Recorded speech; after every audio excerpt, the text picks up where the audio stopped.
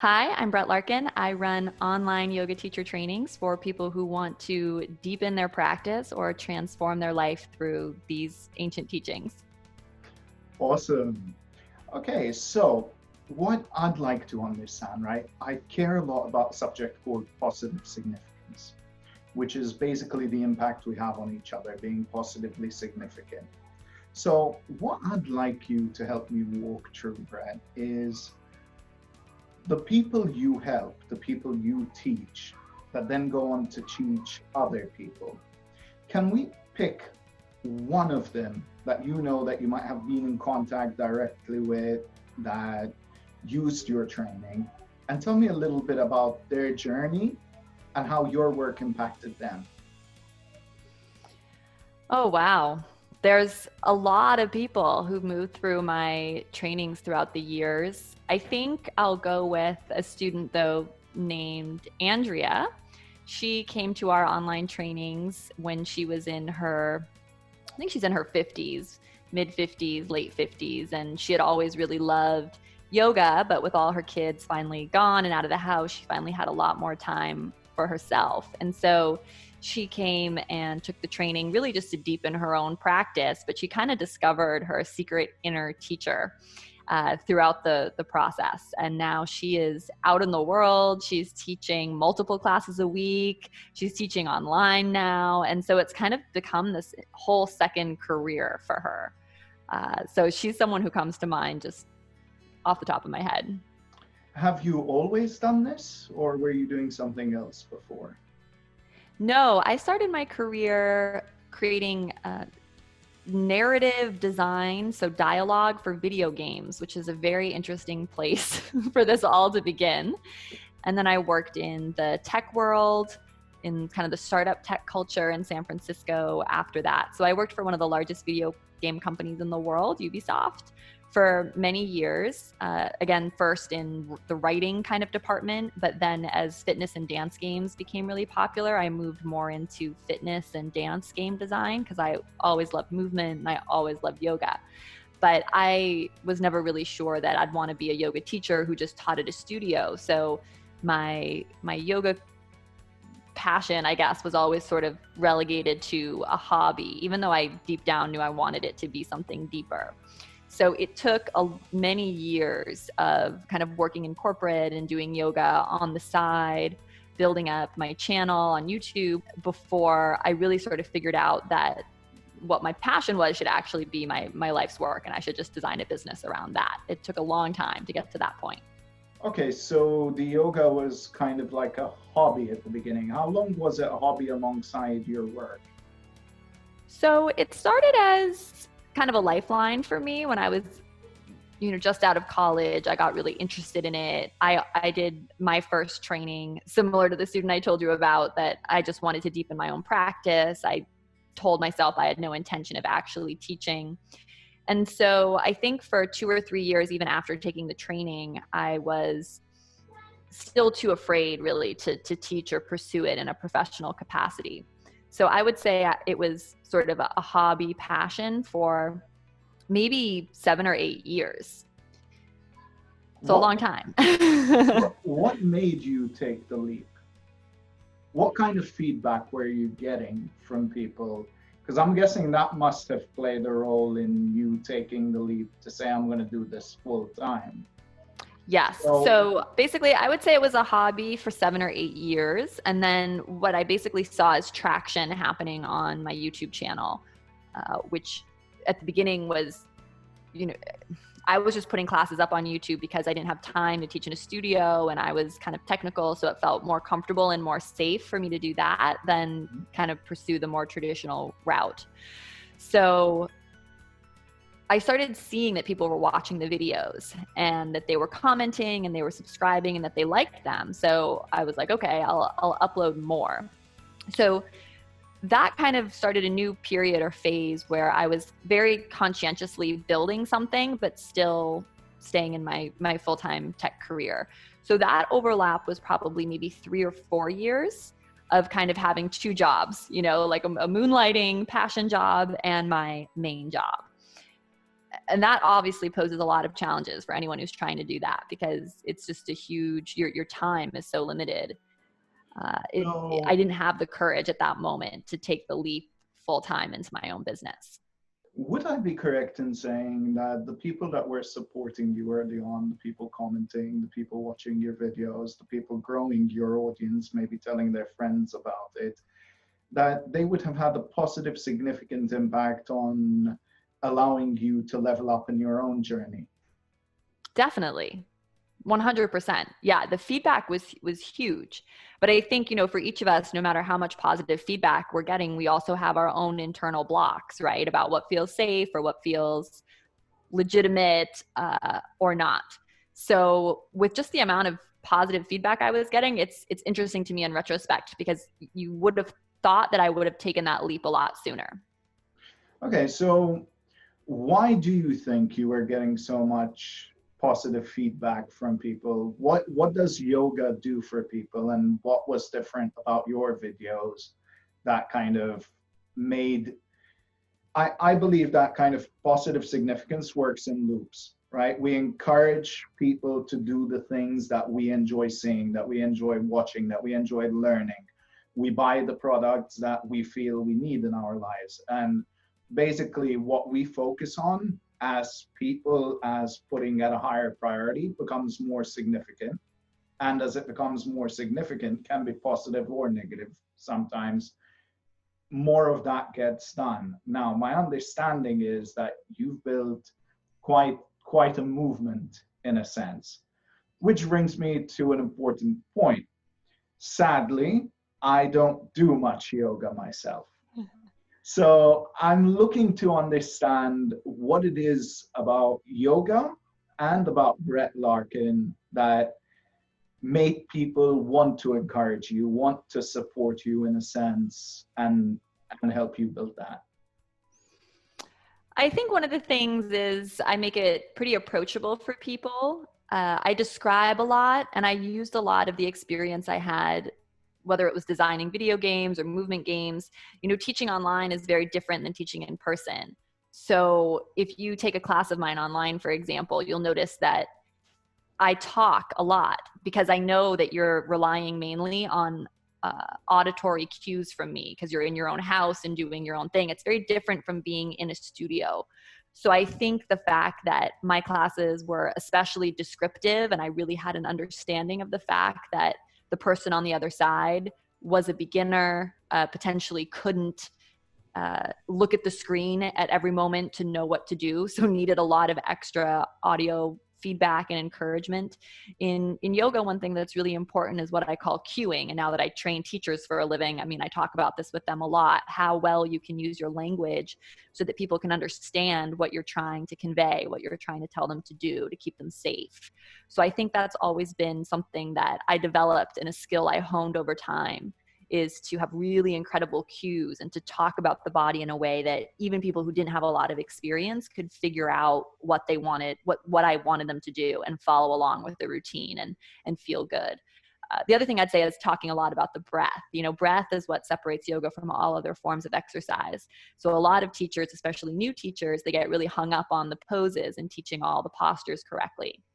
But the best teachers, I think, or what I try to do, is talk equally about the breathing.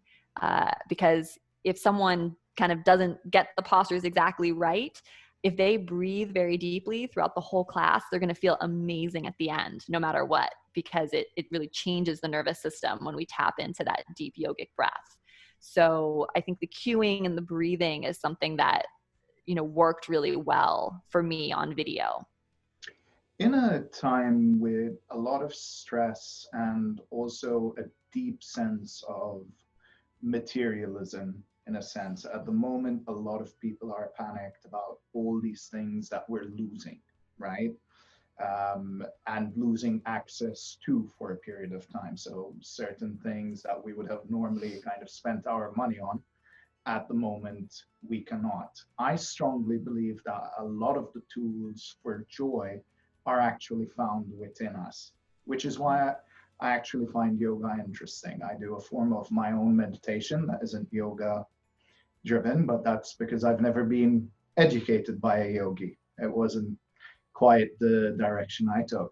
But what I'm going towards is, what does yoga mean to you, and why right now would it likely be one of the best times for people to actually give it a bit of consideration, even if they haven't?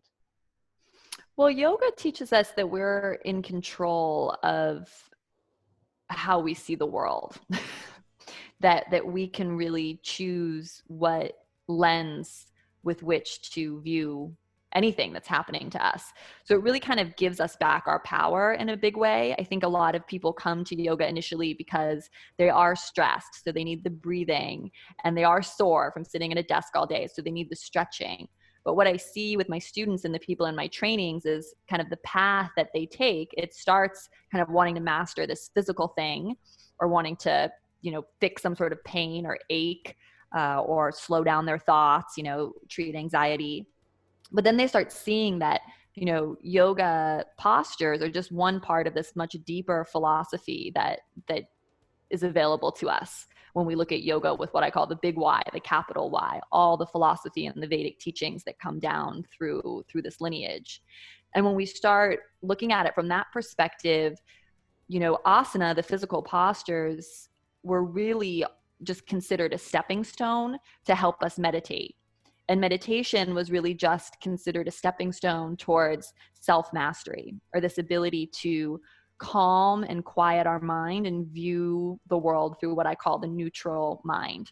So not thinking about the future and worrying and anticipating, not thinking about the past and viewing situations back based on our past conditioning, things that have already happened, but to have this really, I describe it as like a crystal clear lake, right? Clear spring water with no, like mud or debris, because usually how we see the world is so colored by all our past experiences and all our future concerns. But the path of yoga really shows you that you control how you want to see everything, and that really everything that's happening to us is just neutral when we put on kind of our yoga sunglasses and choose to view it that way.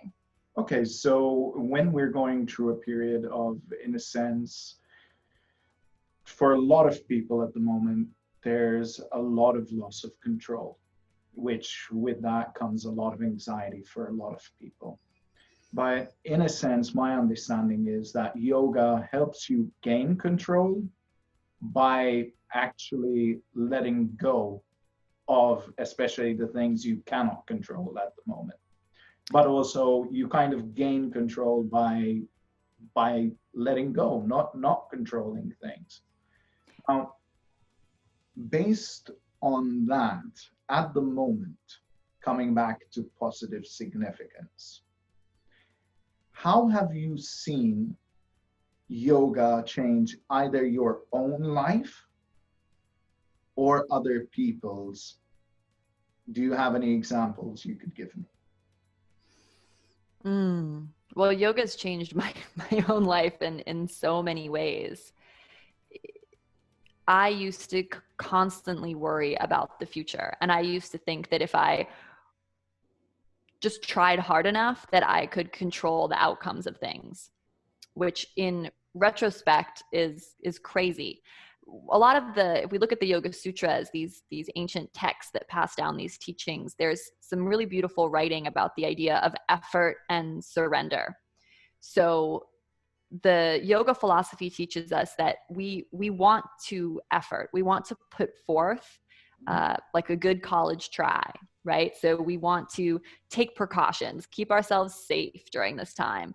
We want to try to achieve our goals, whether they're personal or financial. But we have to marry with that effort this idea of Ishvara Pranidhana, they call it, this idea of surrender, which is that it's almost like we effort, but then we say, whatever will happen, will happen. It's a lot about releasing attachment. So what you said before about how this practice is so much about being comfortable with discomfort or efforting, but then releasing your efforts is really spot on. That has been my experience. And when we do that, we kind of shift into this different place where we are suddenly we're more receptive, right? Like to give another concrete example, I had a lot of struggle in relationships because I always wanted to control the other person and how everything was going to turn out. And it was very, I was like, why am I not meeting my husband? Why am I not having these great relationships? Well, it was because I was a crazy control freak with so much anxiety. When I started changing and doing a lot of this self-work, the perfect partner for me just showed up. And what's interesting is I discounted it. I was like, nope, this isn't going to work. And then he showed up again after I had done even more self-work. And now we've been happily married a long time. So that's just like a small example, but it's one that's obviously huge because, love and family and relationships are so critical to us being happy on this planet. And I think people don't often think like that's something yoga can help with, but yoga can help with everything. I really believe that. It's been the answer for me and so many of my students and teachers that I train. So how does your gift, right? How does that impact downwind? Do you get to see that in the sense you've got this network of teachers, which you were teaching, and then they're teaching others? If I understand correctly, part of your program is they take your media, right, which you've already filmed your guidance, and they're incorporating it into their own work and guidance. Mm-hmm. What reward does it give you to know that you're impacting so many people? How does that make you feel? I mean, it's incredible. It's the best feeling. It's often overwhelming, to be honest. I mean, the feedback we get from our graduates, from a lot of what I work with people on is like accepting their role as a teacher and healer, because so many people like me, like the block I had, they view themselves based on what's happened to them in the past, right? So they see themselves as a retired nurse, or they see themselves as a stay-at-home mom, or they see themselves as someone in the military. I mean, you name it. We've had every type of person move through my training over the years. And so often they're so pigeonholed in that definition of who they are that they don't see very much, like I didn't see, like how much they have to offer, how unique their teaching voice is, and that they really need to step into a role of healing and uplifting others, whatever that looks like for them. And then seeing, for me, like people step into that role is so powerful. I mean, it's just incredible to help people see beyond their limited perception of what they think their identity or their life can look like. And then for them to step into something that's so rewarding. And then, the great news with what I happen to do in particular is that reward has a ripple effect, like exactly what you're talking about, because they don't just feel great, but they start teaching and reaching others in a way that I literally never could. A big thing I've been working on myself the past year is that, what I want now is to train people who are going to be like 10x more successful than I am, right? Which is a very different mindset than where I was when I first started all this. But for me right now, that looks like, coaching and helping people who I might have even in the past seen as like competition or, like that type of thing. I really love people evolving and like stepping into this new possibility of what the impact they can have on people. On that note, okay, so once someone gets past that block, that self-limiting belief, what then, in your experience, makes someone a great teacher?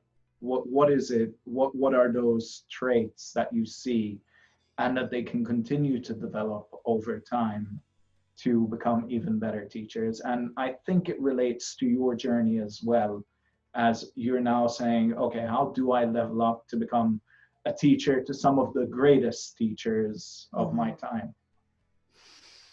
I think, constantly staying a student yourself is so important, and to have passion, a genuine passion for what you're doing. Passion and energy is contagious. So I think whether you're teaching yoga or something else, you need to find what makes you passionate about it. And, you know, for me, I've led this training so many times now. So there's certain days where I'm like, oh, I have to talk about this again. And the minute I feel that way, I'm like, oops, I need to shift my energy, right? There's something new about this. There's something cool about this.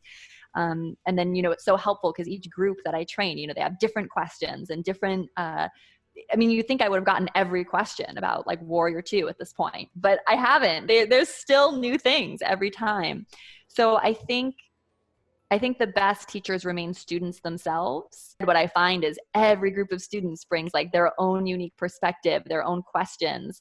So it makes it fun and engaging. So in addition to always staying a student, I think like always finding and tapping into your own passion and enthusiasm, even if it's something you've taught a million times, and to have that like fresh beginner's mindset and childlike excitement. It's so contagious for people when you have that, has been my experience.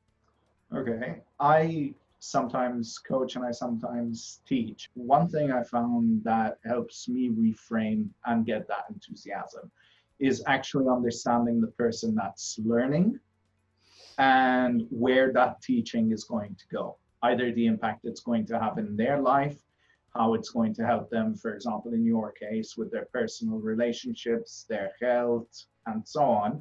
If they've got children, for example, will getting that inner peace or even the financial reward from what they're doing, right? We kind of tell each other thank you, partially monetarily in life. That's one way that we say thank you. And when I kind of put that in perspective, then I can get enthusiastic again, because now it means so much. Now I'm not teaching this specific skill, I am giving something to someone specific. How does that relate to you? What do you think?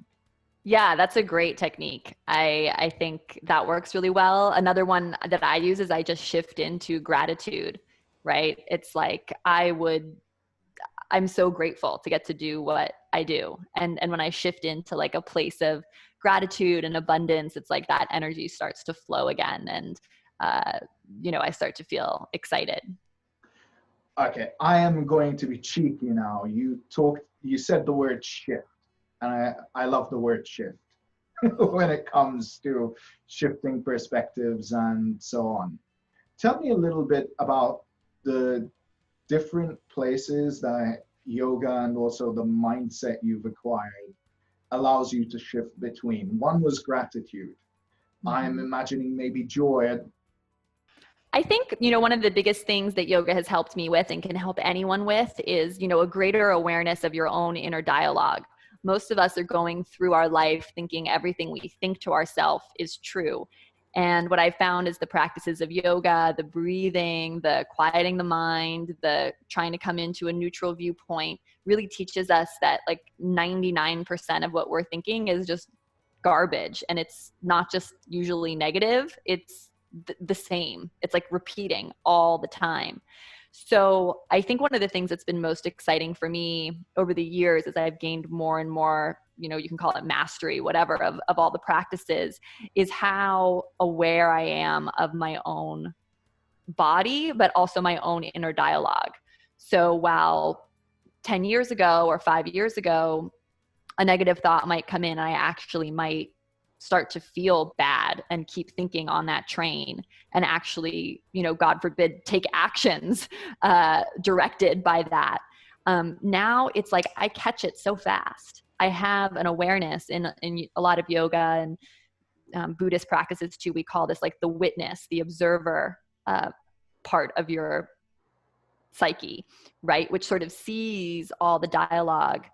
And when you have that awareness, that's where we can use like the word you love, shift, right? Because you can't shift if you don't have an awareness. And what yoga gives us is the awareness. So I think that's been for me one of the biggest gifts of this practice is I often think things and I'm like, silly, that's not true. You're thinking you're on an old thought train again, right? And I just catch it so fast. So in a sense, being able to detach from your emotions and thoughts to look at yourself thinking, in a sense, right? Yes. You're looking at your own mind.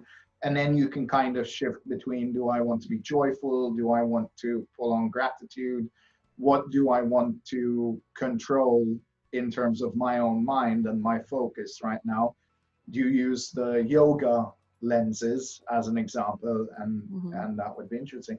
Now, here's one more question for you. And that's gender when it comes to yoga. Now, I know us guys are becoming a little more open-minded, and I know that in the West, it's very different than the East, right? It's the gender balance isn't the same way it is in the West, where when we think yoga, unfortunately, right, many of us think, oh, it's just women and they're all, like trendy and fit, and that's who yoga is for, and that's the only person it's going to help.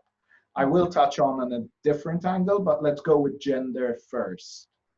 Why is it, and kind of what are your thoughts on that? Well, I think a lot of men, that my experience has been, they're intimidated by yoga because they think they need to be flexible. And, just women tend to be more flexible than men. So I think maybe that's why they're a little bit more comfortable. Also, when we look at yoga in the West, it very much grew out of kind of the aerobics movement, which was, very female centric and female focused, that whole Jane Fonda era, right? But the reality is, or what I tell men and everyone, is that yoga is not about flexibility. It's actually about the asana, if we want to talk about the postures, the physical piece of yoga, which is just one of 8 pieces of yoga. There's 8 limbs of yoga. The postures, which everyone is so familiar with, is just one of the 8. So that's very important for men to know, because you can practice the other 7 without doing any things on like a mat, like exercises. But if you do choose to do the physical exercises, it's really important to know that it's not just about flexibility. What yoga is asking us is to find a marriage between flexibility and strength. It's all about yin and yang. So when I have men in classes, or when I used to teach, like public studio classes, I'd always, tell them, it's like, you're really strong on the strength side. Most of them were. They had more strength, but they didn't have as much flexibility. A lot of women have a lot of flexibility, but they're not quite as strong. Now we're making stereotypes, but what I tell people is, like, the goal is us to all meet in the middle. So it's not about being a pretzel and it's not about being a bodybuilder. It's about healthy homeostasis for your body, right? So that you're living pain-free, you have clear, open energy, so that you feel good. I mean, it's really about feeling good, not achieving some contortionist thing like what we see on Instagram. I'm going to give you another one here. And I want you to challenge me, right? Okay. Or at least my statement. I'm too heavy. I'll do this when I'm lighter. Weight you're talking about. As an example, right? A lot of people, so there's 2 stereotypes, I think, around yoga, especially in the West. One is, this is more of a girl thing than a guy thing. Then the other one is, I'm too heavy, which kind of brings us back to the whole pretzeling. But right. I'm too heavy, I'll do this when I'm lighter. Why am I wrong? Well, yoga will help you get lighter and lose weight if that's a goal. Yoga talks about different body types that people have, the sister science of Ayurveda. So it's important to separate, a kapha body type is always going to be a heavier body type, no matter how much exercise or what you eat. It's just how you're built. But what I have found is, for a lot of people who are too heavy or they're not happy with their weight, what's really going on is they're just disconnected from their body. They're just, there's not this beautiful marriage between head and body. Like, they're just all up in their head, and they're maybe not conscious of what they're eating, or conscious of, exactly where they're even feeling aches and pains. There's kind of like a disconnect that's happened, because so much of modern society is just asking us to live up in our head, right? We don't have to hunt for food anymore, right? We just go to the store. We don't have to run from lions and tigers in the wilderness, because we're just safe for the most part, right? So what I would say is that, yoga can help reawaken your relationship with your body, and that is going to serve you so much. Like people do, this happens all the time. People start doing a little bit of yoga and they're like, wow, I feel so much better. I feel better. I want to eat differently. Right. And there's like, oh, I ate, better. And now I'm waking up earlier naturally. Right. Oh, and now I'm going to bed earlier. Like there's this whole ripple effect that happens. So my advice and challenge for you and anyone else would be like, just dip your toe in the water with some really beginner, simple stretches and breathing, and challenge yourself. I like to say 40 days. Challenge yourself to do something for 40 days. And I have a 40-day Kriya program in one of my programs. And then you decide, after 40 days. One other thing you said at the beginning is that posture is very important. However, the breathing is a large component of that. So if someone cannot do a specific posture, right? How should they tackle that? Should they basically still try and go as far as they can, or what's the approach? Well, this is why having a teacher is so important, or a good teacher through a video, because a good teacher will kind of tell you and help you figure out how you can, we call the modifications in yoga, but how you can kind of adjust the posture to fit you instead of you adjusting to fit the posture. So there's a lot of creative ways using blocks and props and things that make it feasible and accessible. And a good teacher is going to show you all of those. So it's a progressive thing, right? It's not like you have to get into this pose and it looks like this. It's like, here are different options. You can do it like this. You can do it like this. You can do it like this, right? And help people kind of navigate and figure out what works for them. Now, an important question. Your content, is that used in actual yoga studios, or is it online to online, kind of teaching online teachers? It's online to online. Yeah. Okay, so they're not then also teaching in a yoga studio with your content at the moment? Well, I train teachers who go out and teach in studios, and they may use my class templates or plans that I've put together, but it's not like my videos are being streamed into studios. Gotcha. So at the moment with COVID, your business isn't really impacted all that much, except in the sense that it is very useful to people to help them handle the stress of the moment.